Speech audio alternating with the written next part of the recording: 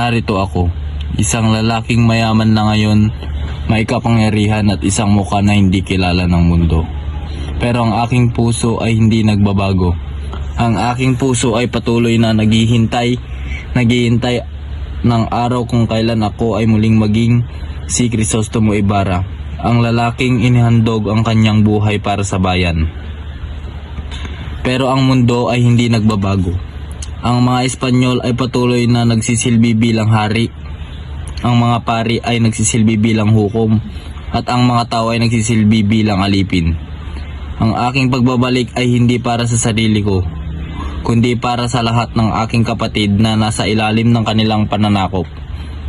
Nagawa kong maging isang mayamang alasahero, isang tao na inakala nila ay walang alam na galit, pero ako ay may isip, may puso at may layunin.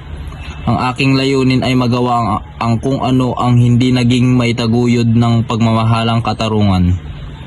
Kung ang pagmamahal ay hindi sapat, kung ang paghihirap ay hindi sapat, kung ang pag-asa ay hindi sapat, sige, hayaan nyo ako maging ang simbolo ng galit. Ang aking galit ay hindi para sa aking sarili, kundi para sa lahat ng aking mga kapatid na nasa ilalim ng kanilang pananakop. Hayaan nyo ako maging ang unang tala ng isang bagong araw, ang araw kung kailan ang bayan ay muling magiging malaya.